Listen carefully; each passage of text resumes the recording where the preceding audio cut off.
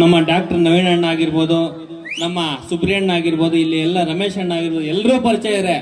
ಎಲ್ಲರೂ ಅನ್ಯತಾ ಭಾವಿಸ್ಬೇಡಿ, ಎಲ್ಲರೂ ಕೂಡ ಕರೀತಾರೆ. ಪ್ರತಿ ವರ್ಷ ಕೂಡ ನಮ್ಮನ್ನ ಕರೆದು ಇಷ್ಟೆಲ್ಲ ಗೌರವವಾಗಿ ಅವರೆಲ್ಲ ಕೂಡ ನಡ್ಸ್ಕೊಂಡು ಹೋಗ್ತಾರೆ.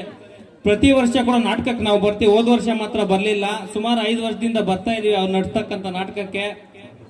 ನಮ್ಗೆ ಖುಷಿ ಆಗ್ತಕ್ಕಂಥ ವಿಚಾರ ಏನಂದ್ರೆ, ಈಗ 2025ರಲ್ಲಿ ಇದೀವಿ.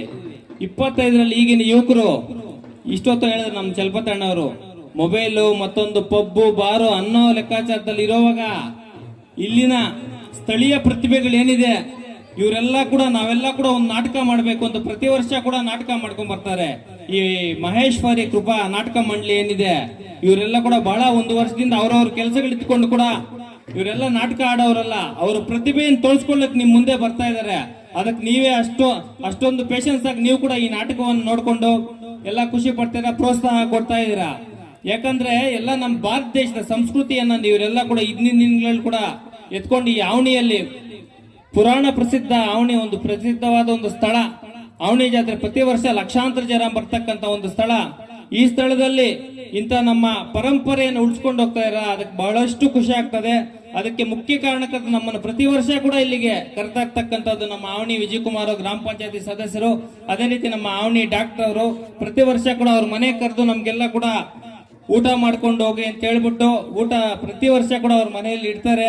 ಅವ್ರಿಗೆಲ್ಲ ಕೂಡ ಆವಣಿ ರಾಮಲಿಂಗೇಶ್ವರ ಒಳ್ಳೇದ್ ಮಾಡ್ಲಿ, ಅವರೆಲ್ಲ ಕನಸುಗಳು ಏನಾದ್ರು ಇದ್ರು ಕೂಡ ಅವ್ರಿಗೆಲ್ಲ ಈಡೇರ್ಲಿ. ಅವ್ರನ್ನೆಲ್ಲ ಕೂಡ ಉತ್ತಮವಾಗಿ ನಾವೆಲ್ಲ ಕೂಡ ಅಂತ ವ್ಯಕ್ತಿಗಳನ್ನೆಲ್ಲ ಕೂಡ ನಾವೆಲ್ಲ ಕೂಡ ಪ್ರೋತ್ಸಾಹ ಮಾಡ್ಬೇಕಾಗ್ತದೆ. ಮುಂದಿನ ದಿನಗಳ ಅವಕಾಶ ಬಂದಾಗ ಅಂತ ವ್ಯಕ್ತಿಗಳಿಂದ ನಾವೆಲ್ಲ ಕೂಡ ಇರ್ಬೇಕಾಗ್ತದೆ. ಈ ವೇದಿಕೆಯಲ್ಲಿ ಇರ್ತಕ್ಕಂಥ ವ್ಯಕ್ತಿಗಳು ಕೂಡ, ಇಲ್ಲಿ ಇರ್ತಕ್ಕಂಥ ಲೀಡರ್ ಕೂಡ ಇವತ್ತು ಪಕ್ಷಾತೀತವಾಗಿ ಅವ್ರಿಗೋಸ್ಕರ ಬಂದಿದ್ದಾರೆ. ಬಿಜೆಪಿ ಅವರಾಗಿರ್ಬೋದು, ಕಾಂಗ್ರೆಸ್ ಆಗಿರ್ಬೋದು, JDS ಎಲ್ಲಾ ಪಕ್ಷದವರು ಅವ್ರ ಹಿಂದೆ ಇದ್ದಾರೆ.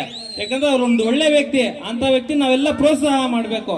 ಇಂಥ ನಾಟಕಗಳು ನಡ್ಸ್ಕೊಂಡು ಹೋಗ್ತಾ ಇರಲ್ಲ, ಪ್ರತಿಯೊಂದು ದೇವಸ್ಥಾನದ ವಿಚಾರದಲ್ಲಿ ಕೂಡ ಅವರೆಲ್ಲ ಮುಂದೆ ಹೆಜ್ಜೆಯಲ್ಲಿ ಇರ್ತಾರೆ. ನಮ್ಮ ವಿಜಯಣ್ಣ ಆಗಿರ್ಬೋದು, ನವೀನಣ್ಣ ಆಗಿರ್ಬೋದು, ಅಂತವರಿಂದ ನಾವ್ ಇರ್ತೀವಂತ ಈ ರಾಮಲಿಂಗೇಶ್ವರನ ದೇವಸ್ಥಾನದ ಮುಂದೆ ಹೇಳ್ತಾ, ಅದೇ ರೀತಿ ಸಮಸ್ತ ಜನತೆಗೆ ರಾಮಲಿಂಗೇಶ್ವರಿ ಜಾತ್ರಾ ಮಹೋತ್ಸವ ಶುಭಾಶಯಗಳು ಮತ್ತೊಮ್ಮೆ ತಿಳಿಸ್ತಾ, ನನಗೆ ಇಷ್ಟೆಲ್ಲ ಮಾತಾಡ್ಲಿಕ್ಕೆ ಅವಕಾಶ ಕೊಟ್ಟ ತಮಗೆಲ್ಲರೂ ಕೂಡ ನಮಸ್ಕರಿಸುತ್ತಾ ನನ್ನ ಈ ಮಾತನ್ನು ಮುಗಿಸ್ತಾ ಇದ್ದೀನಿ.